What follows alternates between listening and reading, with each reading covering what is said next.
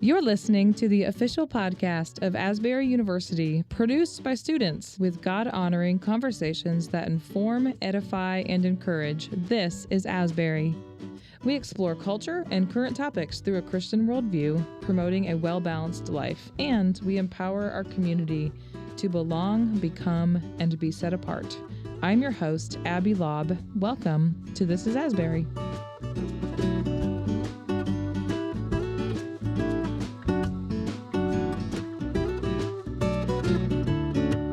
Welcome to This is Asbury. Today we have a really cool guest because she works for the Collegian, which is Asbury's student newspaper.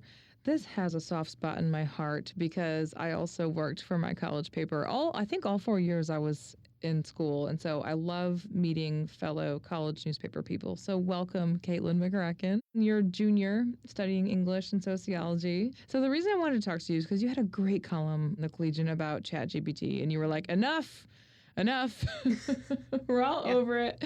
In fact, I think you opened it and you said something like, I don't want to hear those words ever again. Yeah, because you go to a class, you go to a chapel, and it's like, it's going to be talked about. Yeah. And it needs to be talked about. Yes. But it's still frustrating. Yeah. What's frustrating about it to you? I think because I don't feel like there are as many people who think positively about it as generally people would think.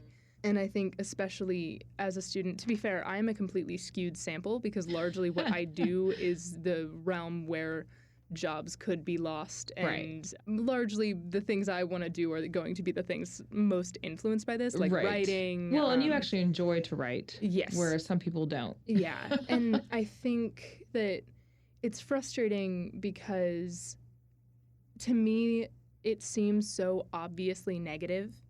And I recognize that there are positive sides of it, especially in realms that I know very little about, like economics and like business. And there are positive ways that it might be used. But I think the entire time I've just been waiting for the moment where the world is going to say, hey, this is bad and let's stop. Yeah. And it just hasn't happened. Right.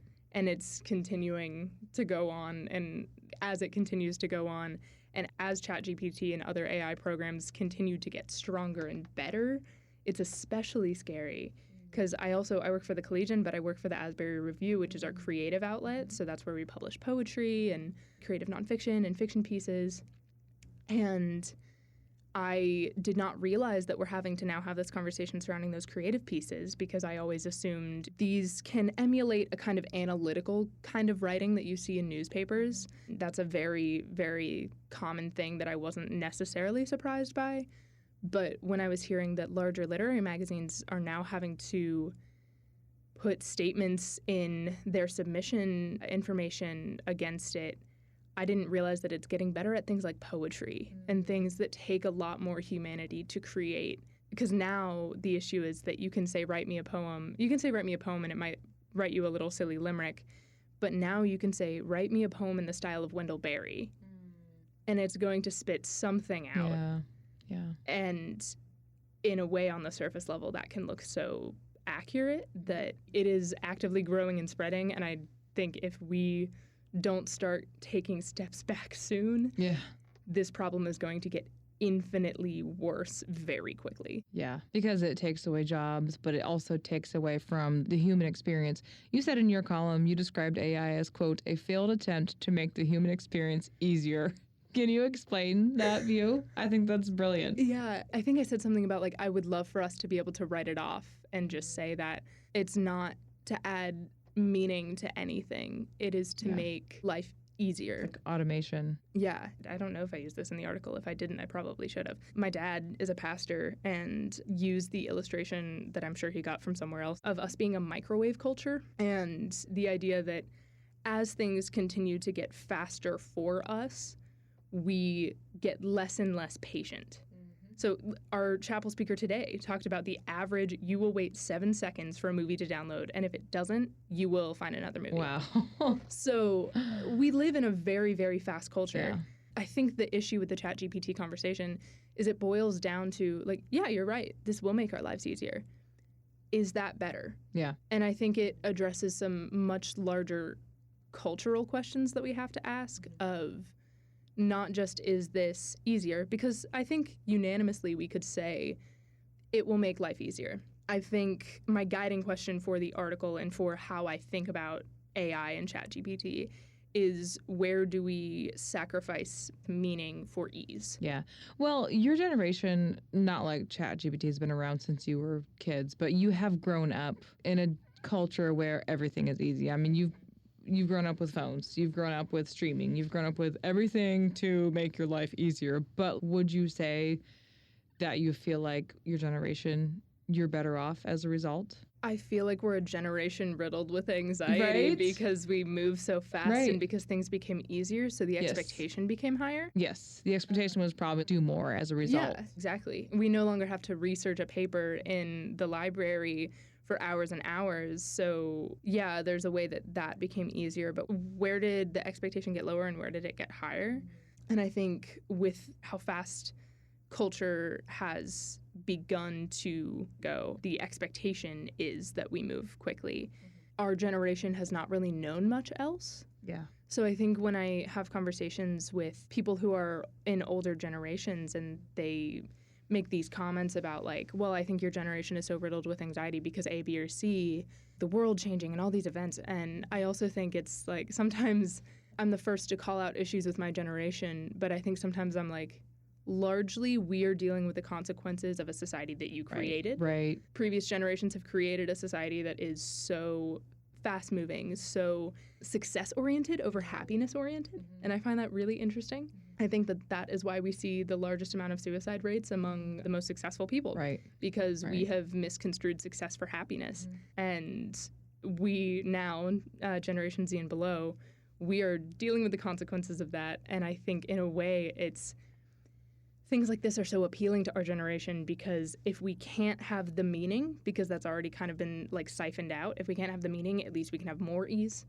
So naturally we see our generation kind of just clinging to something that makes it at least easier. Yeah. So at the same time, yeah, like your generation, and I say this because my kids are also in Gen Z, like if they couldn't, stream something or watch the next episode, they're like, what? So they are benefiting from these things, but it's like, well, is that a benefit? Or is that just teaching them like, no, you can have everything you want right now? Like, no, that's actually doing them a disservice. So I think one thing like from my childhood that I've always told my kids, and I've actually told some of the student workers here at Asbury, because it's just funny, like there's so many weekends growing up when it's like you were just bored and you couldn't just like stream something or like look something up. No, you just found something to do and you were bored and you just piddled around, and like you hardly have to do that anymore.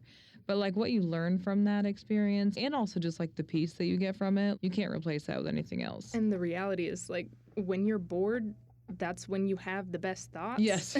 Yes. And I think also we see, by creating a culture where boredom is like the worst thing, like you don't allow yourself to be bored, we are very much seeing that quality of thought is tanking. Yeah. And I think the process of writing with ChatGPT, the largest issue is that the process of writing is so integral to thinking. And if we are no longer writing, we don't know how to organize our thoughts in a way that not only can be communicated to other people, yes, that is important, but can be further understood by us. So I work for the Collegian, I write articles weekly, I write poetry, I'm the poetry editor for the Review. Writing is integral to the way I as a human being function, and I can recognize that not everyone is like that. So I don't want to go into this with a lofty English major kind of thought, Right. But really, there's a reason that journaling is so important. There's a reason that externalizing ideas helps us organize them in a way that helps us understand our thoughts, because understanding your own thoughts is not an easy thing. And by making writing an external thing that we no longer do to grapple with our thoughts, I think we're going to see not only less quality in writing, we're going to see a lot more confusion, because I don't think the big thoughts are just going to go away. I don't think this is necessarily going to create a generation of people who are just stupid and have no Don't have any intelligent thoughts. Right. I think that that's something that people kind of who bash ChatGPT will cling to is like, it's going to create a stupid generation. And the issue is, for me is we are going to have people who have the same feelings, same big thoughts that we have, and no tools to express it. And what does that do to a person? This book is more about gender, but A Room of One's Own by Virginia Woolf. She has a woman who does not have the tools to express her genius, and she talks about what are the consequences of that. Basically, she proposes a situation where what if Shakespeare had an equally as brilliant sister? Oh, huh. What would she do? Because at the time, she didn't have the tools to express that genius in the way that Shakespeare did. And that's such an important question with the gender conversation and in other areas. What is this next generation going to do if they no longer have the tools to talk about these big universal things and to experience them for themselves? So speaking of tools, have you ever been, oh, I'm tired, I don't want to write this paper. Have you ever been tempted to just try ChatGPT? Have you ever said like, oh gosh, this would be so much easier? That's the thing. I respect myself and my professors too much for that. Yes. In my article, I quote Dr. Erin Penner, who is an English professor here, and her central claim is that accountability is the core part of this. That when you write something, you are accountable for the things that you have put into the world. And when we have a very small school where like you have relationships with your professors, so I am accountable for the things that I do. She actually, in true English major fashion, sent me a letter that she basically was just like, pull quotes from this. These are my thoughts. Yeah. And she talked about the beneficial aspect of writing as giving my writing to someone else in an accountable way, where it is a communal activity where they build it up and they tear it down where it needs to be. And that's, again, slipping into the very lofty English major kind of way to think about this. Largely, my professors know me, and they would call me out immediately. Yeah, they would. Like, they also, and the thing is, they know my writing. Right. So on a practical level, no. I think I've used ChatGPT for personal curiosity. I've never turned it in anywhere. Right. I think just see what all the fuss is about. Yeah. Last semester, I wrote a ChatGPT article that was much less researched. It was when the conversation was first happening, and I was like, this is a scary thing. And I actually had ChatGPT write me an opinion piece against artificial intelligence in ChatGPT. And it did. And I inserted a part of that into the article and said, like, if you guys saw this published in the Collegian, you would probably assume it's someone. My personal goal in the past, especially year or two of school, has been not just going into it for the grades, but going into it for actually learning. And what is the point of college if we start losing things like that? Why are you paying as much as you are paying a year if you're just getting through and you're not going to gain the information to do whatever you want for a career or to be the person that you want to be? What has been the response to your opinion editorial, your column about ChatGPT a couple weeks ago? Have you heard from people about it? I think it's probably the article I've heard the most about. I also wrote an article about the Barbie movie. That's probably the next one, just because pop culture maybe might have usurped it. But yes, I did hear people talking about that one as well. Yeah, I heard that one talked about a lot. But I think this was the one that, because the conversation is so prominent on campus, I've heard a lot of people talking about and talked to a lot of professors about. And I think the overall response is like, yes, absolutely. There's the writer side of me that obviously is frustrated with ChatGPT. And then there's the actor side of me that now I'm being told, hey, you want to be a background actor in movies? We'll pay you $100 a day and we'll scan your whole body. And we can just use it in any movie we want to. Over and over and over again. And that's horrifying. So I think I've heard a lot of good feedback, specifically because the circles that I run in are largely the people who are finding the most issue with this. Does seeing all that pushback give you hope, or do you still feel quite nervous about the way this is all going? I think it's hard because it is a cultural issue that is like, if we don't handle the underlying cultural issues, I don't think this is going to go away. What are some of those underlying cultural issues that you feel contribute? I think productivity over anything else. What we were saying about such a fast-paced culture, that it's what you make is more important than who you are. And that can sound like a very idealistic idea. I mean, automation for the sake of corporate cost savings has been happening forever, you know. And I think like more in ways it's so exciting because by this I think could push us to have those underlying cultural conversations that could have positive impact in every realm. So in a way it's so encouraging because I think that this could be the thing that pushes that. But we have seen, especially in the business and economic world, I think, that the reality is there are other motivators, and the question right now is, are those motivators stronger? Right. And then sometimes, though, you'll see, human creativity will always rise above. And, okay, there's a whole new industry now that will start because of this sector that was that's happened forever, so, but it is curious, though, to think, well, just given how powerful this is, especially is because it different?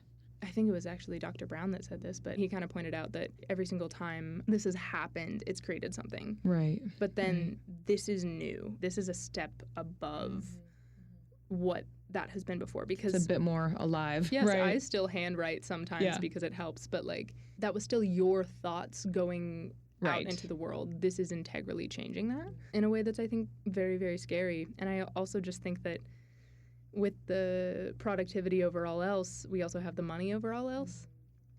It's really cheap to make a movie with completely AI. What is it like to work for the school newspaper? I love that the school newspaper is still a thing. It still prints. Yes. I've got a copy here. You guys print it once a week. How has that been? I think we are going into a very big year. Elections are coming up. There's a lot happening in the world. So it's always interesting to be on a newspaper during times like those.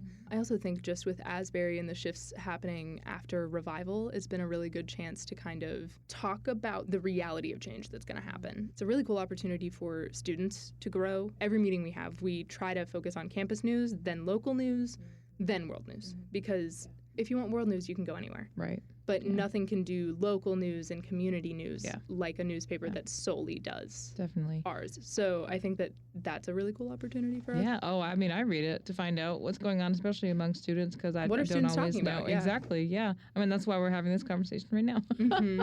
What are some of the changes, you mentioned after Revival, what have some of the changes been that you've observed? The most obvious being the very large class and the fact that we are not a large campus. And it happened so quickly that, I know our administration is doing their absolute best, but, naturally there was going to be an adjustment period. It happened so quickly, especially, it wasn't like the Revival happened in the fall and we had the spring semester to prepare. We had a summer. Yeah. And I think adapting to that, the classic conversation, I believe we had someone just write an article about, there's no parking.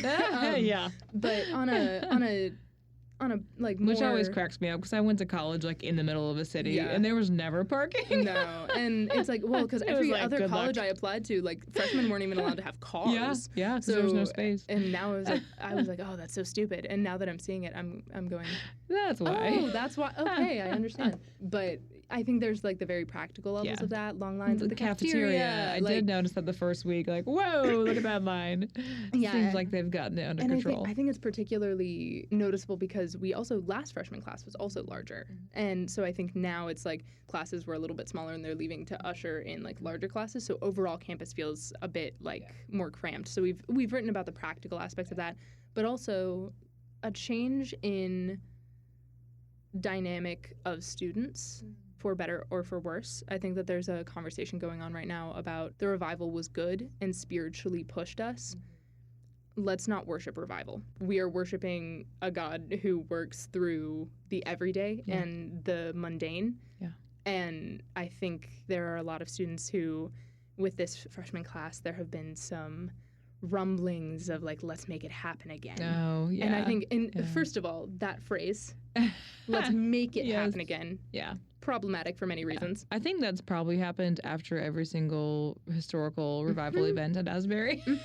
Yeah, and I also, my grandparents were here for the 70s Revival. My parents were here for the one in the 90s. Wow. And we're now seeing, they've said that, there are those rumblings, but they're I don't know how to help you with this one because social media and the internet changed the game completely. Didn't different monster that you were dealing with. 300 million hashtags back in Even 1970. Oh, goodness. The Collegian is so, the transition for the Collegian has been a little bit scary because, we deal with the normal transition of losing some staff, trying to gain some staff.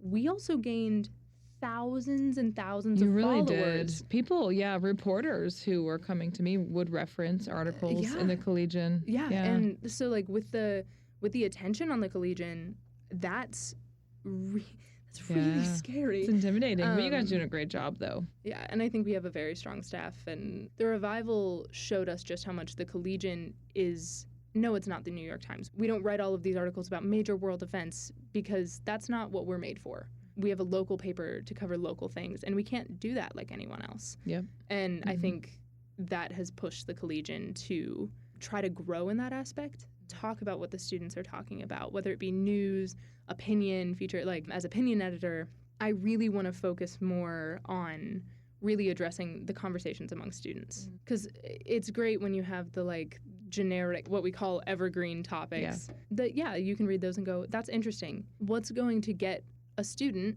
who largely has everything on their phone to pick up a paper, a topic that they're interested in? Exactly. Whether it's news, features, or opinion, or sports. I'm not a sports person, so I frequently forget that last part, which is kind of problematic. But yeah, really, nothing's going to get people reading like things that they're interested in. Yeah.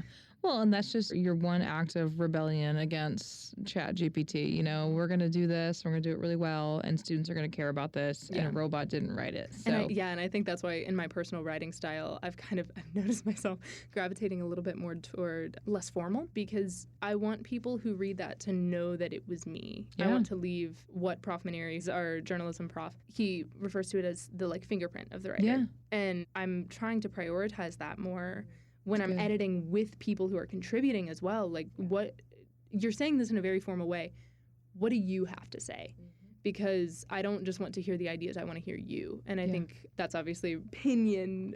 That's not so much the same for news. Yeah, you don't want to do that for news. There's a reason I'm the opinion editor and not the news editor. But I think trying to push for that, because what is going to make us realize ChatGPT is not good other than seeing the alternative that is good. So I think I mentioned that actually in my Barbie article. It's great to see during the writer's strike, Barbie and Oppenheimer, 2 movies drastically different.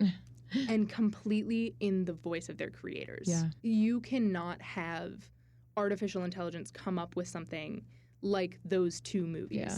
They're so integrated in the voice of their creators and the actors and everyone who made them that you cannot just copy and paste anything and create movies of that quality. No. So I think I'm excited to see maybe our culture's response being creating more from individual voices, and maybe seeing the difference between, maybe in the next year or so there's going to be a lot created by AI. And I think a valid solution would be, cool, so creators keep creating, work your butt off, and like create and show that no matter what this can do, what we make is better. What human beings make is going to be better. Don't just say, oh well, too bad. Make something better. Get a different career. Right. Well, I think that's a good place to close. That's very encouraging. Anything else that you want to add? Keep reading real people's writing. Keep seeing movies. Keep engaging with creation. Well, thank you so much for joining us for this episode of This is Asbury. To learn more about Asbury University, visit asbury.edu.